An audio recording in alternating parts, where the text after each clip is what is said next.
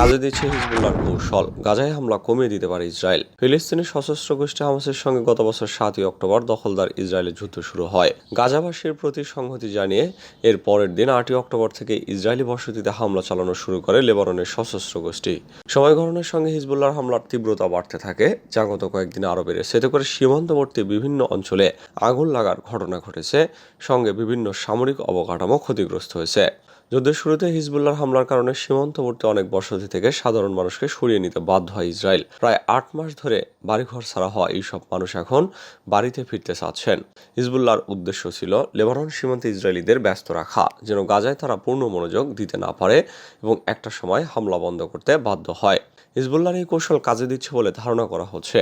Israeli সংবাদ মাধ্যম Times of Israel বুধবার এক প্রতিবেদনে জানিয়েছে, হিজবুল্লাহ হামলা বন্ধে ইসরায়েল গাজায় হামলার তীব্রতা কমানোর পরিকল্পনা করছে।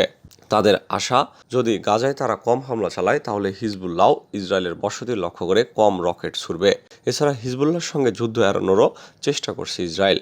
নাম গোপন রাখার শর্তে এক ইসরায়েলি কর্মকর্তা সংবাদ মাধ্যমটিকে বলেছেন, গাজায় হামাস ইসরায়েল যুদ্ধবিরতি হওয়ার সম্ভাবনা এখন কম, কিন্তু যতদিন গাজায় যুদ্ধ বন্ধ না হবে ততদিন হিজবুল্লাহ তাদের হামলা বন্ধ করবে না। এ কারণে যুক্তরাষ্ট্র এবং ইসরায়েল ভিন্ন কৌশল ভাবা শুরু করেছে, আর ভিন্ন কৌশল হিসেবে তারা গাজায় হামলার তীব্রতা কমানোর পরিকল্পনা করছে। এছাড়া যুক্তরাষ্ট্রের সঙ্গে হিজবুল্লাহ এবং ইসরায়েলের মধ্যে এখন যে পরিস্থিতির সৃষ্টি হয়েছে, এটা যদি এখনই না থামানো হয় তাহলে এটি পূর্ণমাত্রার যুদ্ধের রূপ নিতে পারে। ইসরায়েলের প্রতিরক্ষা মন্ত্রী ইয়োভ গ্যালান্টের সর্বশেষ যুক্তরাষ্ট্র সফরে এই কৌশল নিয়ে আলোচনা হয় বলেও জানিয়েছে সংবাদ মাধ্যমটি। পশ্চিমাদের বিরুদ্ধে ভয়ঙ্কর অভিযোগ তুললেন এরদোগান। লেবাননে নতুন করে যুদ্ধ বাঁধানোর ইসরায়েলি পরিকল্পনাকে পশ্চিমা শক্তিধর দেশগুলো সমর্থন করছে বলে অভিযোগ করেছেন তুরস্কের প্রেসিডেন্ট রিসেপ তাইপ এরদোগান। বুধবার তুর্কি সংসদে বক্তব্য দেওয়ার সময় এই ভয়ঙ্কর অভিযোগ করেন তিনি। এরদোগান বলেন, ইসরায়েল এখন লেবাননের দিকে নজর দিচ্ছে, আর আমরা দেখতে পাচ্ছি যে পর্দার আড়ালে পশ্চিমা শক্তিগুলো ইসরায়েলের পিঠ চাপড়াচ্ছে, এমনকি তাদের সমর্থন করছে। তিনি বলেন, মধ্যপ্রাচ্য জুড়ে যুদ্ধ ছড়িয়ে দিতে যে পরিকল্পনা ইসরায়েলের প্রধানমন্ত্রী বেনিয়ামিন নেতানিয়াহু করেছেন তা পুরো অঞ্চলকে বড় বিপর্যয়ের দিকে নিয়ে যাবে। এরদোগান এমন এক সময় এই সতর্কবার্তা উচ্চারণ করলেন যখন ইসরায়েল এবং লেবাননের প্রতিরোধ যোদ্ধা দল হিজবুল্লাহর মধ্যে যুদ্ধ বেঁধে যাওয়ার শঙ্কা বাড়ছে। ইরান পরমাণু শক্তিধর দেশে পরিণত হোক প্রত্যাশা ৭০% মানুষের। পশ্চিমা দেশগুলোর অব্যাহত চাপ এবং নিষেধাজ্ঞা সত্ত্বেও ৭০%-এরও বেশি ইরানি চান যে তার দেশ পরমাণু শক্তিধর দেশে পরিণত হোক। নতুন এক জরিপে এই তথ্য প্রকাশিত হয়েছে। 2015 সালে বারাক ওবামার শাসন আমলে ইরানের সঙ্গে যুক্তরাষ্ট্র সহ 6 জাতিগোষ্ঠীর পরমাণু সমঝোতা স্বাক্ষরিত হয়, যা joint comprehensive plan of action বা JCPOA নামে পরিচিত।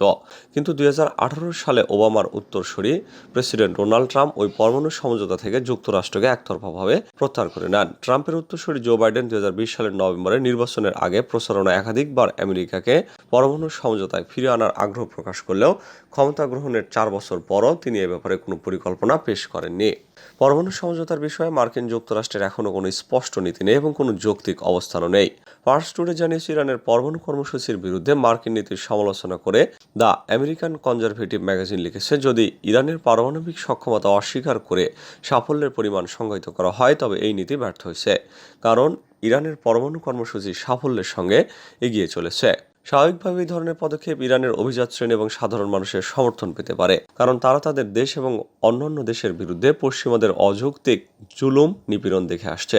সাম্প্রতিক জরিপ অনুসারে প্রায় 70% ইরানি পশ্চিমা নিষেধাজ্ঞা সত্ত্বেও তাদের দেশের পারমাণবিক কর্মসূচিকে সমর্থন করে। আমেরিকা ভিত্তিক আর্মস কন্ট্রোল অ্যাসোসিয়েশনের পরিচালক কেলসি ডেভেনপোর্টের মতে, ইরান যদি পশ্চিমা চাপের প্রতিশোধ নিতে পরমাণু বোমা তৈরির জন্য ইউরেনিয়াম সমৃদ্ধ করার সিদ্ধান্ত নেয় তবে এটি করতে 1 সপ্তাহ সময় লাগতে পারে, আর পরমাণু অস্ত্র তৈরি করতে ইরানের 6 মাস থেকে 1 বছর সময় লাগবে। পশ্চিমা দেশের 81টি গণমাধ্যম নিষিদ্ধ করল রাশিয়া। রাশিয়া ইউরোপীয় ইউনিয়নভুক্ত দেশের 81টি গণমাধ্যম নিষিদ্ধ করেছে, যাদের বিরুদ্ধে রাশিয়া বিরোধী সংবাদ প্রচার এবং ইউক্রেন যুদ্ধ নিয়ে অসত্য তথ্য দেওয়ার অভিযোগ এনেছে। নিষেধাজ্ঞার ফলে রুশ জনগণ এখন থেকে এই গণমাধ্যমগুলো দেখতে পারবেন না। রাশিয়া ইউক্রেনের অভিযানকে যুদ্ধ নয়, বিশেষ সেনা অভিযান হিসেবে উল্লেখ করছে। কেউ যুদ্ধ বললে তার বিরুদ্ধে আইনি ব্যবস্থা নেওয়া হচ্ছে এর আগে রাশিয়া বেশ কিছু স্বাধীন গণমাধ্যমের উপর নিষেধাজ্ঞা জারি করেছিল এবং প্রেসিডেন্ট ভ্লাদিমির পুতিনের বিরুদ্ধে মুখ খুললে গণমাধ্যমগুলো বন্ধ করে দেওয়ার হুমকি দেওয়া হয়েছিল। রাশিয়ার পররাষ্ট্র মন্ত্রণালয় জানিয়েছে এই সিদ্ধান্তের পেছনে রয়েছে মে মাসের একটি ঘটনা। ওই সময় ইউরোপীয় ইউনিয়ন রাশিয়ার 4টি গণমাধ্যমের উপর নিষেধাজ্ঞা জারি করেছিল। সেই সময় ইইউ রাশিয়ার গণমাধ্যমগুলোকে ক্রেমলিনের হয়ে অপপ্রচার চালানোর অভিযোগে নিষিদ্ধ করে। রাশিয়ার এই পদক্ষেপের কড়া সমালোচনা করা হয়েছিল। নিষিদ্ধ হওয়া গণমাধ্যমগুলোর মধ্যে ফরাসি সংবাদ সংস্থা এএফপি, জার্মানির স্পিগেল, স্পেনের এল প্যারিস, অস্ট্রেলিয়া এবং ইতালির জাতীয় সংবাদ সংস্থা এবং পলিটিকো রয়েছে। ইইউ এর ভাইস প্রেসিডেন্ট রাশিয়ার এই পদক্ষেপকে নির্বোধের কাজ হিসেবে আখ্যায়িত করে বলেছেন, নিষিদ্ধ হওয়া গণমাধ্যমগুলো প্রোপাগান্ডা মেশিন নয়। মস্কো জানিয়েছে তারা এই পদক্ষেপ ফিরিয়ে নিতে পারে যদি ইইউ রাশিয়ার গণমাধ্যমগুলোর উপর নিষেধাজ্ঞা তুলে নেয়। রাশিয়া বলেছে, আমরা বারবার সতর্ক করেছি, ইইউতে রাশিয়ার পক্ষে কথা বলা সংবাদ মাধ্যমের সাংবাদিকদের সমস্যায় ফেলা যাবে না, কিন্তু ইইউ তখন সেই কথা শোনেনি। প্রাণঘাতী বিক্ষোভের পর কর বৃদ্ধির বিল প্রত্যাহার করল কেনিয়া। নতুন কর বৃদ্ধির পরিকল্পনার প্রতিবাদে দেশজুড়ে বিক্ষোভ সহিংসতায় ব্যাপক হতাহতের ঘটনার জেরে অবশেষে পিছু হটতে বাধ্য হলেন কেনিয়ার প্রেসিডেন্ট উইলিয়াম রুটো। বুধবার তিনি দেশটির কর বৃদ্ধির পরিকল্পনার প্রস্তাব সম্পর্কিত বিতর্কিত বিল প্রত্যাহার করে নেওয়ার ঘোষণা দিয়েছেন। এর আগে কর বৃদ্ধি করে সংসদে পাশ হওয়া নতুন একটি আর্থিক বিলের বিরুদ্ধে মঙ্গলবার দেশটির রাজধানী নাইরোবিতে ব্যাপক সহিংস বিক্ষোভ করেন হাজার হাজার মানুষ। ব্যারিকেড ভেঙে সংসদ ভবনে বিক্ষোভকারীদের ঢোকার সময় পুলিশের সাথে সংঘর্ষের ঘটনাও ঘটে। এ সময় পরিস্থিতি নিয়ন্ত্রণে পুলিশের ছোড়া গুলিতে অন্তত 22 বিক্ষোভকারী নিহত হন। সংঘর্ষের সময় কেনিয়ার সংসদ ভবনের এক অংশে আগুন ধরিয়ে দেন বিক্ষোভকারীরা। বুধবার জাতির উদ্দেশ্যে দেওয়া এক ভাষণে উইলিয়াম রুটো বলেছেন, এটা পরিষ্কার যে কেনিয়ানরা এই বিল কোনোভাবেই চান না। তিনি বলেন, আমি পরাজয় স্বীকার করছি। একই সঙ্গে তিনি আইনে পরিণত করার জন্য বিলটি স্বাক্ষর করবেন না বলেও ঘোষণা দেন। কোণঠাসা মাওবাদীরা জঙ্গলে গড়ে তুলছে জাল টাকার কারখানা। একসময় প্রবল শক্তিশালী মাওবাদীরা এখন ভারতের বিভিন্ন প্রান্তে কোণঠাসা। কেন্দ্রীয় নিরাপত্তা বাহিনীর কঠোর অভিযানে তাদের একের পর এক ঘাঁটি ধ্বংস হয়ে যাওয়ায় তারা এখন দিশেহারা। এই পরিস্থিতিতে মাওবাদীরা তাদের অর্থনৈতিক সংকট মোকাবেলা করার জন্য জাল টাকা ছাপানোর পথ বেছে নিয়েছেন বলে জানা গেছে। হিন্দুস্তান টাইমসের এক প্রতিবেদনে বলা হয়েছে, গত 22 জুন ছত্তিশগড় রাজ্যের সুকমার কোরাসগুড়া জঙ্গলে পুলিশ, ডিস্ট্রিক্ট রিজার্ভ গার্ড এবং সিআরপিএফ যৌথ অভিযান চালায়। অভিযানে প্রচুর পরিমাণে গোলাবারুদের পাশাপাশি জাল নোট তৈরির একটি কারখানা উদ্ধার করা হয়। সুকমা থানার এসপি কিরণ জি চ্যাভান জানান, গোপন সংবাদের ভিত্তিতে তারা জঙ্গল অভিযান চালিয়ে মাওবাদীদের এই জাল টাকা তৈরির কারখানার সন্ধান পান। তিনি আরও জানান, 50, 100, 200 এবং 500 রুপির জাল নোট তৈরি করার জন্য এই কারখানাটি ব্যবহার করা হচ্ছিল।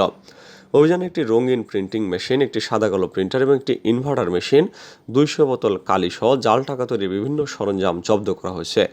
এছাড়াও 6টি ওয়্যারলেস সেট, একটি বন্দুক এবং বিপুল পরিমাণ বিস্ফোরক উদ্ধার করেছে নিরাপত্তা বাহিনী। নিরাপত্তা বাহিনীর সদস্যদের ধারণা, মাওবাদীরা স্থানীয় বাজারে এই জাল নোট ব্যবহার করে আদিবাসীদের প্রতারণা করার পাশাপাশি ভারতের অর্থনৈতিক অস্থিতিশীল করার ষড়যন্ত্র করছে।